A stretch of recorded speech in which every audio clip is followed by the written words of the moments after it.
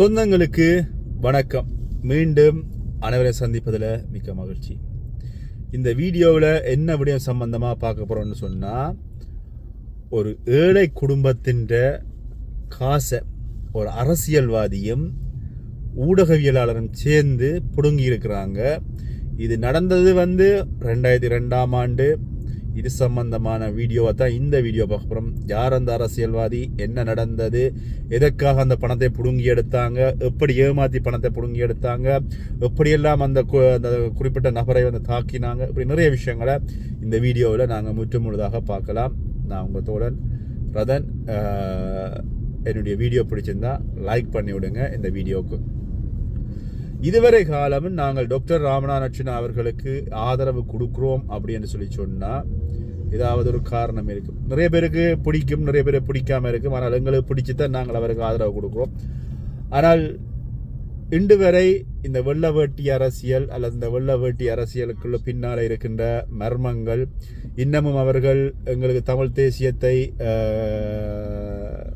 காப்பாற்றி தருவார்கள், தமிழ் தேசியம் எங்களுக்கு கிடைக்கும் அப்படி கொண்டு வெள்ள வேட்டி அரசியல்வாதிகள் நம்பிக்கொண்டிருக்கின்ற மக்கள் நிறைய பேர் இருக்கிறார்கள். நாங்கள் நம்புறதுக்கு தயாராக இல்லை, நான் நம்புறது தயாராக இல்லை. அது இனி சாத்தியக்கூறு இல்லாத ஒரு விஷயம். அதனால தான் டாக்டர் ராமநாதன் அவர்கள் அடித்தட்டு மக்கள் அல்லது ஏழை மக்களுக்காக தன்னுடைய குரலை கொடுக்கின்ற பொழுது அவருக்கு ஆதரவாக எங்களால் முடிஞ்ச சப்போர்ட்டை கொடுத்து கொண்டிருக்கிறோம். அன்றிலிருந்து டாக்டர் ராமநாதன் அவர்கள் இந்த வெள்ள வேட்டி அரசியல்வாதிகளினுடைய ஒவ்வொரு சின்ன சின்ன தவறுகள் அல்லது அவர்கள் விடுகின்ற ஊழல்கள், அது சிறிதாக இருக்கலாம் பெரியதாக இருக்கலாம், எல்லாத்தையுமே சுட்டி காட்டுறார். ஆனால் நிறைய பேருக்கு அது தெரியாது. நிறைய பேர் அர்ச்சுனா ராமநாதன் அவர்கள் சொல்கிறது போய் அப்படி தான் நினைக்கிறாங்க. இப்படி இருக்கின்ற பொழுது ஒரு நபர் ஒருவர், அதாவது ஒரு கஷ்டப்பட்ட சகோதரர் ஒருவர் தன்னுடைய பிள்ளைக்கு ஒவ்வொரு இடமாக கையேந்தி யாழ் நகர பகுதியில் இருக்கின்ற கடைகள், அது மட்டும் இல்லாமல் தனக்கு தெரிஞ்சவங்க அறிஞ்சவங்க எல்லாரிடம் கையேந்தி அந்த பெண் பிள்ளைக்கு கண் பார்வை தெரியாது. கண் பார்வை தெரியாமல் இருக்கின்ற பொழுது அந்த கண் பார்வையை தெரிய பண்ணணும் என்ற நோக்கத்துக்காக அந்த குறிப்பிட்ட தந்தையாக தன்னுடைய பிள்ளைக்கு தன்னால் முடிஞ்சதை அவரால் தொழில் செஞ்சு அவ்வளோ காசு சேர்க்க முடியல. அப்போ தொழில் செய்ய முடியாத பட்சத்தில் இன்னருடன் கையேந்தி அந்த பணத்தை வாங்கி தன்னுடைய பிள்ளைக்கு பார்வையை கொண்டு வர வேணும் அப்படின்னு சொல்லி முயற்சிக்கிறாரு. இது எங்கே நடந்ததுன்னு சொன்னால், யாழ்ப்பாணம் சுழிபுரம் பகுதியில் இந்த விஷயம் இடம்பெற்றிருக்கிறது. இந்த சுழிபுரம் பகுதியில் இருக்கின்ற அந்த குறிப்பிட்ட தந்தை அவருக்கு 3 பெண் குழந்தைகள். 3 பெண் குழந்தைகளையும் வளர்ப்பது அப்படின்றது அவ்வளவு கஷ்டமான விஷயம். இவர் இப்படியே இருக்கின்ற போது ஒரு பொம்பளை பிள்ளைக்கு கண் பார்வை தெரியாது. கண் பார்வை தெரியாததில் அவர் என்ன செய்கிறாருன்னு சொன்னால், எப்படியாவது அந்த பிள்ளைகளுடைய பார்வையை கொண்டு வருவதற்காக அங்கே இலங்கையில் இருக்கின்ற யாழ்ப்பாணத்தில் இருக்கின்ற வைத்தியசாலைகள்லாம் தெரிகிறாரு. கஷ்டம் முடியலை. அதுக்கப்புறமா என்ன செய்கிறாருன்னு சொன்னால், அவர் அதுக்கு அடுத்த கட்டமாக என்ன செய்யணும்னா, இந்தியா போகணும் அப்படின்ற நிலையில் அவரிடம் கையில் பணம் இல்லை. அவர் சொல்லியிருக்காரு, யாழ் நகரில் இருக்கின்ற எல்லா கடைகள்லையும் நான் கையேந்தி பணம் சேகரித்து அந்த பிள்ளைக்கு கண் பார்வை சிகிச்சை அளிக்க முயற்சிக்கின்ற பொழுது அந்த பார்வை சிகிச்சை சரியான முறையில் வரல. அது தொடர்ச்சியாக பிரச்சனையாக இருக்கின்ற நேரத்தில் இவருக்கு என்ன செய்யலாம்னு சொன்னால், இந்தியாவில் கொண்டு போய் செய்யணும் அப்படின்ற ஒரு நிலைமை வருகிறது. இந்தியாவில் கொண்டு போய் செய்யணும் அப்படின்ற நிலைமை வருகின்ற பொழுது அந்த நேரத்தில் எப்படி இவர்கள் இந்த அரசியல்வாதியும் இந்த ஊடகவியலாளரும் உள்ளே வந்தார்கள் அப்படின்ற விஷயம் அவருக்கு தெரியலை. ஆனால் அவர்கள் உள்ளே வந்திருக்கிறார்கள். உள்ளே வந்ததுக்கு அப்புறமாக இப்படி உங்களுக்கு ஒரு பிரச்சனையா அப்படின்னு சொல்லி கேட்டுட்டு, ஓகே அப்படின்னு சொன்னால், நான் ஒரு சொன்னேன்னு சொன்னால், நாளைக்கு கிடையில நான் உங்களுக்கு நான் உங்களுக்கு தேவையான பணத்தை விட அளவுக்கு அதிகமான பணம் நான் சேகரித்து தருவேன் அப்படின்னு சொல்லியிருக்கிறார். சொல்கின்ற பொழுது என்ன நடந்ததுன்னு சொன்னால், அவர் குறிப்பிட்ட அரசியல்வாதி அவருடைய கையொப்பமிட்டு ஒரு இணையத்தில் அவருடைய சகோதரனுடைய இணையதளத்தில் அதை பிரசோதிக்கிறாரு. ஏன்னு சொன்னால், ஒரு காலகட்டத்தில் இப்படியே புலம்பெயர் தேசத்தில் இருக்கிறார்கள்ட இந்த வழிகளில் பணம் சேர்த்து பணக்காரராகியவர்களால் இன்றைக்கும் பெரிய பணக்காரர்கள். அவர்கள் தாங்கள் கஷ்டப்பட்டு பணம் உழைச்சின்னு சொல்லலாம். ஆனால் இப்படி இந்த ஏழை குடும்பத்தில் கை கால இல்லாதவர்கள், கண் தெரியாதவர்கள், காலை இல்லாதவர்கள், கை மடிக்க இல்லாதவர்கள், அவர்களுக்கு துவிச்சக்கர வண்டி வாங்கி கொடுக்கணும், அது வாங்கி கொடுக்கணும், இது வாங்கி கொடுக்கணும் அப்படின்னு சொல்லி காசு சேர்த்தவர்கள் நிறைய பேர். அந்த வழியில் இந்த ஒரு இணையதளம் ஒன்றின் ஊடாக இந்த பணம் சேகரிக்கப்பட்டிருக்கிறது. அதுக்கு கையொப்பமிட்டிருக்கிறார் அந்த குறிப்பிட்ட அரசியல்வாதி. அந்த குறிப்பிட்ட அரசியல்வாதி கையொப்பமிட்டது மட்டும் இல்லாமல் அந்த பணம் வந்து சேகரிக்கப்பட்டிருக்கிறது. குறிப்பிட்ட விளம்பரம் குறிப்பிட்ட இணையதளத்தில் போடப்பட்ட பொழுது என்ன சொன்னால் அந்த குறிப்பிட்ட காலப்பகுதி அந்த 2012 காலப்பகுதிகள் அந்த இணையதளம் வந்து பார்த்தீங்கன்னு சொன்னால் ஒரு பிரபலமான இணையதளமாக எல்லாராலும் இலங்கையினுடைய செய்திகள் பார்க்கின்ற இணையதளமாக இருந்த இணையதளத்தில் அந்த இணையதளமும் உண்டு. ஏன்னு சொன்னால் அநேகமான பிரச்சனைகள் எல்லாமே வந்து உடனடியாக அந்த இணையதளத்தில் வரும். இப்போ அந்த இணையத்தனம் இயங்குதா இல்லையா தெரியல. அந்த இணையத்தினுடைய பெயர்கள் பெருசாக இல்லை. நான் அதனுடைய ஆடியோ வந்து நான் பின்ன நினைச்சுடுறேன், கேளுங்க எந்த இணையதளம் அப்படின்ற விஷயமெல்லாம் அதில் இருக்குது. அப்படி இருக்கின்ற பொழுது இந்த அரசியல்வாதி அந்த விளம்பரத்தை போட்டு பணம் வந்துட்டு கைக்கு பணம் வந்த உடனே பணத்தை என்ன செஞ்சிருக்காருன்னு சொன்னால் பணத்தை வந்து அவரோட கையில் வந்தோன்னா அது நம்மள அந்த குறிப்பிட்ட சௌரர் வந்து இவர் வங்கியினூடாக எடுத்தாருன்னு சொல்கிறார். நம்மள வங்கியினூடாக எடுக்க மாட்டாங்க. நான் நினைக்கிறேன் இணையதளத்தினூடாக அதை கிளிக் பண்ணிக்கல வந்து எத்தனை கிளிக் போகுது இவ்வளோ காசுன்னா அதில் ஆட்டோமேட்டிக்காக சேவ் பண்ணியிருப்பாங்க. இப்போ 12 லட்சம் ரூபா பணம் வந்து சேகரிக்கப்படுறது. 12 லட்சம் ரூபா பணம் சேகரிக்கப்பட்ட பொழுது அதுக்கு அடுத்த நாள் வந்து இந்த குறிப்பிட்ட அரசியல்வாதி அவருடைய அடியாட்களை வந்து குறிப்பிட்ட வீட்டுக்கு விட்டு உங்களுக்கு வந்து இந்திரா பணம் தானே தேவை, மிகுதி பணத்தை வந்து தங்களுக்கு தர சொல்லி கேட்டுக்கிறேன். அதுக்கு அந்த குறிப்பிட்ட தந்தையார் வந்து நான் வந்து பணத்தை தரமாட்டேன் அப்படின்னு சொன்னது மட்டும் இல்லாமல் அந்த குறிப்பிட்ட அடியாட்கள் என்ன செஞ்சீங்கன்னா அரசியல்வாதிக்கு வந்து எடுத்து ஃபோன் பண்ணி சொல்லியிருக்கிறேன், இல்லை நீ வந்து அது நான் என்னோட கையொப்பம் விட்டபடியே தான் வந்த காசு, அப்படின்னா நீ செய்ய இயலாது, நீ அந்த மிச்ச காசை எங்களுக்கு தான் வரணும், பொருளால் பாதிக்கப்பட்ட போராளிகளுக்கு நான் அந்த காசை நான் கொடுக்கணும், அதனால் வந்து நீ அந்த காசை எங்களுக்கு உடனடியாக திருப்பி தரணும் அப்படின்னு சொல்கிறோம். இந்த தந்தையார் அவர்கள் வந்து அதுக்கு முரண்படுகின்றார். இப்போ அதுக்கப்புறமாக போயிட்டு வங்கியில் வச்சு ஒரு ஊடக காரியாலயத்துக்கு போய் அந்த காரியாலயத்திலேருந்து மோட்டார் பைக்கில் வங்கிக்கு போய் வங்கியில் வச்சும் அவர் வந்து சம்மதம் தெரிவிக்கல நான் வந்து அந்த காசை வித்ட்ரா பண்ணி தர்றதுக்கு. அப்படி இருக்கின்ற பொழுது இவர் குறிப்பிட்ட கூட்டிக் கொண்டு போன இந்த குறிப்பிட்ட அரசியல்வாதியினுடைய அடியாட்கள் ஏன் இதற்காக சொல்கிறேன்னு சொன்னால் இவர்கள் எப்படியெல்லாம் இருக்கிறார்கள், இவர்கள் எப்படிப்பட்டவர்கள், அவர்களெல்லாம் வந்து இன்றைக்கு நீங்கள் நம்பிக்கொண்டிருக்கின்ற மிகப்பெரிய அரசியல்வாதிகள், மிகப்பெரிய தமிழ் தேசிய அரசியல்வாதிகள். அதனால தான் ஒரு விஷயம் வருகின்ற பொழுது மக்களாகிய உங்களுக்கு அதை கொண்டு வந்து சேர்க்க வேண்டிய ஒரு கடப்பாடும் எனக்கு இருக்கிறது. அப்படி இருக்கின்ற பொழுது அந்த விஷயத்தில் வந்து அவர் மாட்டுன்னு சொன்ன பொழுது வங்கிக்கு ஒதுக்குப்புறமாக கூட்டிக் கொண்டு அவரை தாக்கி அதுக்கப்புறமா கையொப்பம் வச்சு அந்த பணத்தை வந்து எடுத்து கொண்டு போயிருக்கிறாங்க. இதனால் வந்து அந்த குறிப்பிட்ட அந்த தந்தையார் மனம் நொந்தது மட்டும் இல்லாமல் தன்னுடைய பிள்ளையினுடைய பெயரை பயன்படுத்தி குறிப்பிட்ட பணத்தை வசூலித்து அந்த பணத்தை சூறையாடி இருக்கிறாங்கன்றதுனால அவர் மனம் நொந்து போய் இருக்கிறார். அப்படின்றதான் மிகப்பெரிய ஒரு வேதனையான விஷயம். அதனால் அவர் இவங்களை கூட்டிக் கொண்டே தாக்கியதன் காரணமாக அவர் இப்போ வந்து கைகால் இயலாத நிலையில் இருப்பதாகவும் சொல்லப்பட்டிருக்கிறது. அவருடைய குரல் வலையில் அவர் சொல்கின்ற விஷயத்தின் அடிப்படையில் பார்த்தா அவருக்கு வந்து இப்போதுக்கு வந்து அவர் அவராலே மேலாது வேலையை போய் குடும்பத்தை பார்க்க முடியாது. 3 பெண் குழந்தைகள். 2012ஆம் ஆண்டு சொல்லி சொன்னால் இப்போ 2026 கிட்டத்தட்ட 14 வருஷங்கள் முன்னர் நடந்த சம்பவம். பிள்ளைகள் கூட பெரிய பிள்ளைகள் ஆகியிருப்பாங்க இத்தனைக்கு. ஆனால் அந்த தந்தையாரால் அந்த தன்னுடைய பிள்ளைகளுக்காக தனக்கு புலம்பெயர் உறவுகள் கொடுத்த பணத்தை, கஷ்டப்பட்டு சேகரித்த பணத்தை இப்படி இவர்கள் செஞ்சதுனால அவர் இன்று வரை மனம் நொந்து போய் நிற்கிறதுனால அது ஒரு பெரிய ஒரு பிரச்சனையாக இருக்குது. பெரிய ஒரு அரசியல்வாதி, நாட்டாமை, உங்களுக்கே தெரியும், எல்லாமே பார் வேண்டி கொடுத்த ஒரு நாட்டாமை. அவர் வந்து இப்போ வந்து என்ன சொல்கிறது, மாகாண சபை தேர்தலுக்கு வந்து தான் முதலமைச்சர் தேர்தலுக்கு போட்டியிடுவதற்காக தயாராகி கொண்டிருப்பதாக இன்னொரு கதை வந்து கொண்டு இருக்கிறது. அப்படி இருக்கின்ற இந்த நேரத்தில் இந்த பகிர்வு இப்போ வெளியாகி இருக்கிறது. குறிப்பிட்ட அந்த பகிர்வினுடைய இணைப்பை வந்து நான் அவங்களோட பகிர்ந்து விடுறேன், பாருங்கள் எப்படி அது வந்து அவங்களால சொல்லப்பட்டிருக்கிறது. அந்த குறிப்பிட்ட தந்தையாக அவருடைய வேதனை வலி அதை வந்து அதில் பயந்துருக்காரு. அதே மாதிரி நீங்கள் கேட்டுட்டு நீங்கள் தான் இந்த இப்படிப்பட்ட அரசியல்வாதிகளை இன்னமும் நம்புறீங்களா அப்படின்டா அது இனி உங்களுடைய தனிப்பட்ட கருத்து. இந்த தகவல் எனக்கு வந்து யோந்தன் அனுப்பி அண்ணா இதை இந்த வீடியோவுக்கு பாருங்க அண்ணா அப்படின்னு சொல்லி உடனடியாக நான் இந்த வீடியோ உங்களோட பகிர்ந்து விடுறேன்.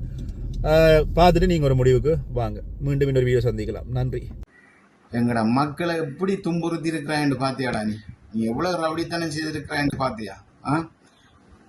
உனக்கு என்ன செய்யற? எங்கட மக்கள் வன்னியில கிளிநொச்சில வச்சு ஓட விட்டு செட்டுப்பால் அடிக்கிறதா சாணத்தால் அடிக்கிறதா? உனக்கு வெயிட் பண்ணு சிறிதரா, நீ கொஞ்சம் வெயிட் பண்ணு. அடுத்த ரெக்கார்டை கேளுங்க மக்கள்.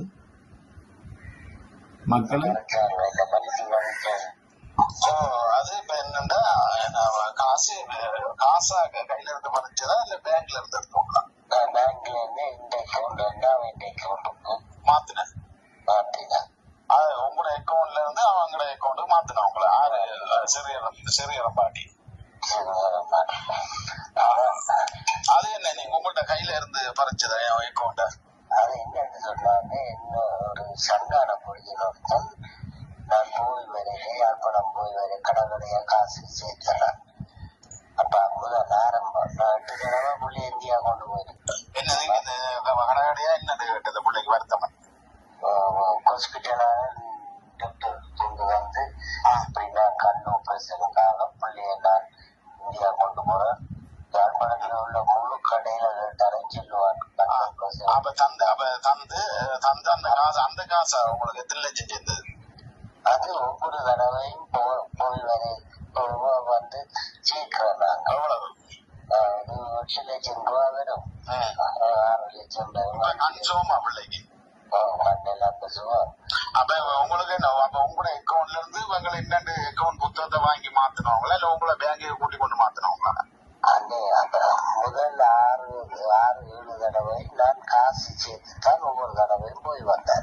கொழும்பு அந்த என்ன இந்தியாவுக்கு பொருள் ஆஸ்பத்திரிக்கு எல்லாம் அது இந்தியாக்கள் செலவு செய்தது. அது ஐசிஎஸ் நான் நம்ம மண்ணில ஐசிஆர்சில வேலை செய்தேன். நான் மல்லாவியில வேலை செய்தேன் வெள்ளக்காரன் இதுல.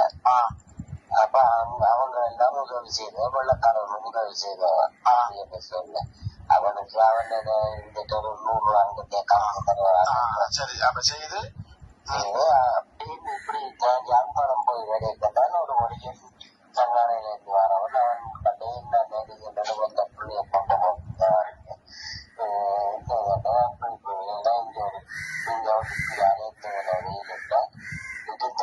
காசு வேலை பண்ணாங்க. அப்ப சரி வாரமேடு கூட்டி கொண்டு போவாங்க. ஒருத்தரோட கதைக்க விட்டாச்சு. கதைக்க விட்டா வினோத்தோட தான் கதைக்கிறோம். வினோத்தாரு சிலப்பழம் பத்திரிகையில வேலை செய்வார். 2012ஆம் ஆண்டு. 2012. அப்ப பெண் உள்ளுக்குள்ள போய் ஒரு தண்டி நிற்கல. அது வின்சென்டருக்கு முன்னு இருந்து பார்த்தா அதை இந்தியால வந்து கேட்க சொல்லிட்டு போற மாதிரி அதுக்குள்ளதான் முந்தி இருந்தது. அது தினக்குறலாம்.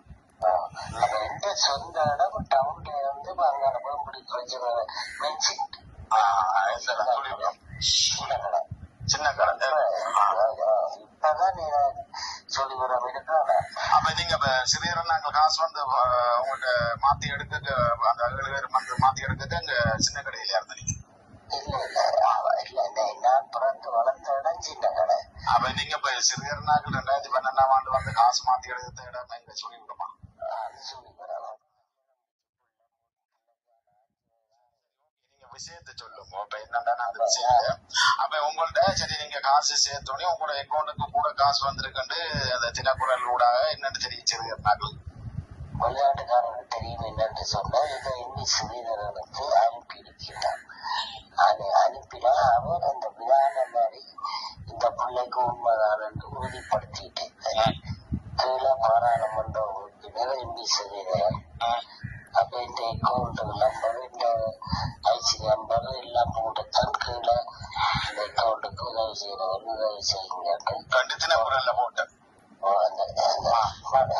வெளிநாட்டுக்கு நெட்டில போட்டுக்கிறோம். சரி அதை நம்ம போட்டு பாருங்க.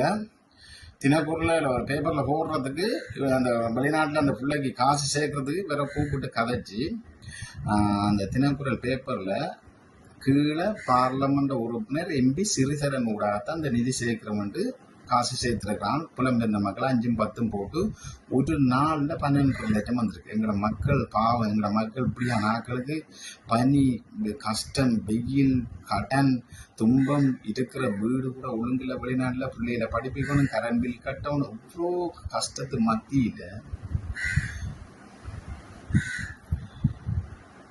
எவ்வளோ கஷ்டத்து மத்தியில் எங்களோட மக்கள் புலம்பெயர்ந்த தேசத்திலேருந்து அனுப்பின காசை ஒரு மருத்துவ செலவுக்காக இந்த எம்பி சிறிதரன் 7 பேரோட முதல் நாள் போய்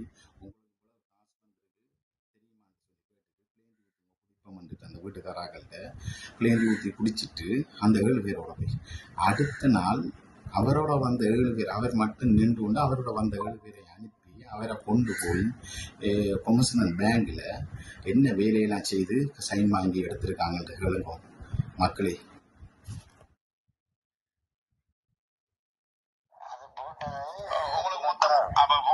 எத்தனை மொத்தமா எத்தனை லட்சம் வந்தது? முதல் அடுத்த நாள் முதல் 18ஆம் தேதி போடுறாங்க, தை மாதம் 18ஆம் தேதி போடுறாங்க, 19ஆம் தேதி தை மாதம் என்ற பிறந்த நாள். அப்ப வீட்டுல இருந்து பிறந்த நாளுக்கு பிள்ளை காலத்துக்கு காட்சி அளிக்க ஒரு கோல் வருது. என்னென்று கேட்டா வெளிநாட்டில் இருந்து நாங்கள் ஒரு 10 போட்டிருக்கோம். 10 லட்சம் 10,000 நாங்கள் ஒரு 10,000 போட்டிருக்கோம். நாளை செக் பண்ணுங்க. இந்த கோல் எடுத்து திருப்பி ஒரு கோல் வருது. அப்ப இது கதைச்சு முடிக்கிறாது எனக்கு பார்த்தால் அது ஒரு 10,000 அதுவும் 10,000 அப்படி புத்தகங்களும் கணக்கா என்னோட அந்த புத்தகங்களுக்கு முடிய வந்து முடியறதுக்கு இடையிலே 12 லட்சம் வந்து விடியறதுக்கு இடையில 12 லட்சம் வந்துட்டு. அப்ப வந்தா அப்ப எப்ப அப்ப சரி விடியறதுக்கு இடையில 12 லட்சம் வந்தவங்க எப்ப சிறுநாக்கள் வராங்க? சிறுநாக்கள் அந்த காலம் தான் வராங்க. அப்ப விடிய 12 லட்சம் வந்து சேர்ந்தது சிறுநாக்கள் தெரிஞ்ச உடனே வராங்க விடிய காலம். கதைகளுக்கு சிறுநேரனோட எத்தனை பேர்? 7 பேர் வராங்க உங்களை வீட்டு. முதல் வந்தது 4 பேர் சிறுநேரனோட. முதல் வந்து 4 பேர். அப்ப வந்து சிறுநேரன் என்ன கேட்ட எம்பி சிறுநேரன் மன்னி மாவட்ட எம்பி கிளிநொச்சி சிறுநேரன் தானே? சிறுநேரன் நான் சொல்றது நீராவட்டா அதிகாரிகள். சரி ஓகே, நீங்க இப்ப எனக்கு விளக்கத்தை சொல்லுங்க. அப்ப வந்து 4 பேர் வந்து என்னத்தை வந்தவங்க? அப்ப வந்து என்ன கேட்டாங்க உங்ககிட்ட? நான் கடைக்கு போயிட்டு எங்களோட கோயிலுக்கு முன்னால இந்த வேன் நின்றது, அதுல கேஸ் வேன் நின்றது. அப்ப நான் வேற என்ன பிடிச்சிட்டாங்க. பிடிச்சிட்டு என்ன மறைச்சு கேட்டவங்களா?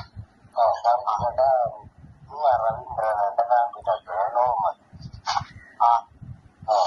அப்ப எங்க வீடு வாங்கி முடித்தவன் ஒரு டாக்டர். சரி, இப்ப இது இப்ப நீங்க களவு இல்லதான் நீ வீடு காட்டி கொடுக்க வேண்டியது இல்லை. அப்ப கேட்டு குடிச்சு கேட்ட உடனே என்ன சொன்னீங்க? ரவீந்திரன் சொல்லி ஓமன். நான் ரவீந்திரன் யாருன்ற நான் மகன் இன்னத்தில் எங்க போனீங்க? நாங்க இங்க கடைக்கு போறோம். இப்ப நாங்க நீங்க விசாரிக்கிறேன் நட வீட்டேன்டா. அப்படி என்ன நட வீட்டேன் அதிகாரமா தான் சொன்னது? அன்பா சொன்னது? அன்பா சொன்ன நட வீட்டேன்டா. வீட்டேன்டா சிறிதரன் சொன்னாரா? வரத்துல இருக்கிற கூடத்தான் சொன்னாரா? அதுக்குள்ள இருக்கு. அதுக்குள்ளே சிறிதரன் 3 பேரும் வீட்டை வந்து வீட்டை கதனையில இருக்கீங்க. அப்ப உங்களை வேலைநாக்கள் நட வீட்டுன்னு சொல்லி நீங்க ஓகே. அப்ப சிறிதரனாக்கள் முன்னோக்கி உங்களுக்கு தெரியாது அவங்க வீட்டை வந்து 3 பேர் கதிரையில் இருக்கலாம். அப்ப வேங்காரன் தான் மறைச்சு, வேலைன்றவன் தான் மறைச்சது. இது எப்படி என்றா இவருக்கு தெரியா சிறியரனாக்கள் வந்து இவர் கடைக்கு போயிருக்காரு மாலையத்து கொண்டு வேனை வெளியில விட்டு போட்டு ஹோட்டல விட்டு போட்டு சிறிதரன் அங்க வேனடியில 2 பேரை விட்டு போட்டு 3 பேரோட இங்க வந்திருக்கிறார். சரியா? வீடு வந்து தேத்தனி ஊத்துங்க அதுன்னு சொல்லி கூட எங்க புருஷன் சொல்லி கேட்டு இருக்க. அங்க ரோட்ல வேண்டன் என்றால் இவங்களை மறைச்சிட்டு வேற ரவீந்திரன் கூட்டி வந்திருக்கான். கூட்டி வரக்குள்ள வீட்டுல சிறிதரன் இருந்து கொண்டு இருந்திருக்குது. அப்ப அடுத்த கட்டத்தை கேளுங்க, யோசிச்சு பாருங்க. இது எவ்வளோ ஒரு மன்னிக்க முடியாத ரவுடிஸ்டன். இவருக்கு இவங்களை முதலமைச்சர் அவார எங்களுக்கு வந்து சரி. அப்ப நீங்க வீட்டை போட்டி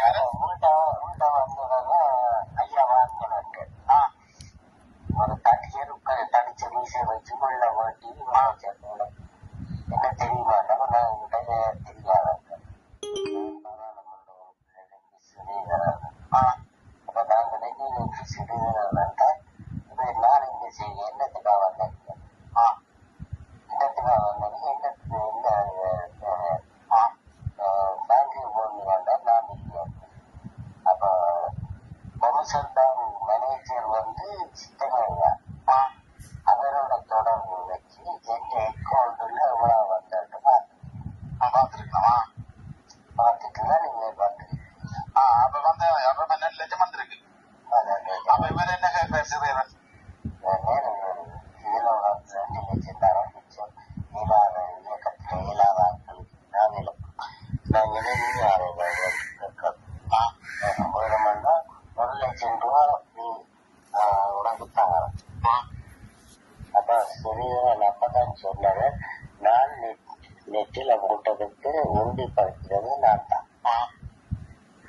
பாருங்க, அவர்கிட்ட காசை வாங்கி போராளிகளுக்கு கொடுக்க போறான்னு சொல்லியிருக்கேன். 2012ஆம் ஆண்டு போய் டேய் சிறியரம் மடியா உண்ட காசு கூடண்டா கல்லா மருத்துவ செலவுக்கு வந்த காசையாடா பறிச்சு கொடுக்குற. டேய் ஏண்டா டேய் இப்படியான சொத்து சேர்த்து எங்களை மக்கள் அரசாங்கம் தகுந்த நடவடிக்கையோட காட்டி மக்கள் எல்லாம் வீதிக்கு இறங்கும். இந்த இதோட சிறிதேரம்னா முழு சொத்தும் பறிமுதல் செய்யணும் அரசாங்கம். வாரம் அடுத்த கேளுங்க. அப்ப நான் என்ன செய்தேன், வேலையெல்லாம் சொல்லி கொடுத்து போட்டு அந்த மணிமண்டம் கம்யூனிகேஷன்ல எடுப்பேன். எடுத்து பார்த்தேன் எங்க சிறியவரை விட்டுக்கிறான். நீ வேலைக்கு வந்து பேங்க்ல காசு எடுத்தாராவணும் இல்லையா நடத்துவாங்க. அது சிறிதேரம் சொல்றேடா. சிறிதரம் சொல்லி போட்டு மற்ற 2 பேரும் என்ன நடக்குன்றது காசை எடுத்து 10 லட்சம் தரவணும் இல்லாட்டி நடக்கிற வேறோட சிறிதேரம் போவேடா. அப்ப அதுக்கப்புறம் என்ன நடந்தது? அதுக்கப்புறம் நான் பின்னால போய் பேங்க் பார்த்தேன். வெள்ள வேடம் அதுக்கு ஒரு உடமைக்கு முன்னன் தான் ஒரு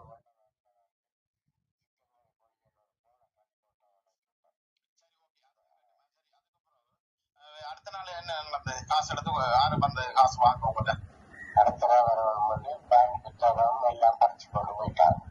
அடுத்த நாள் அன்னைக்கு வந்த அன்னைக்கு பறிச்சு கொண்டு போயிட்டாங்க. பேங்க் புத்தகம் எல்லாம் மறைச்சு கொண்டு போயிட்டு எங்க வச்சிருந்தவங்க கிளம்புற பத்தி வர சொல்லி அப்ப நீங்க அடுத்த நாள் போனீங்களா? நான் அடுத்த நாள் போகிறேன். போக ஐயா வாங்கினா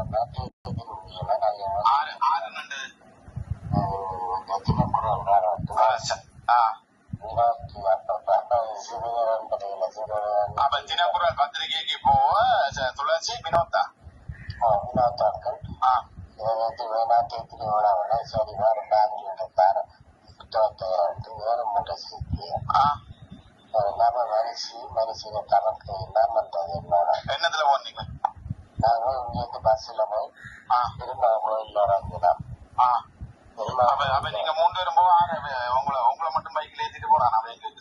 என்ன மட்டும் பைக்ல ஏற்றிட்டு என்ன பேர் உள்ளவன் ஏத்திட்டு போனோம்? அதுதான் நான் ஞாபகம்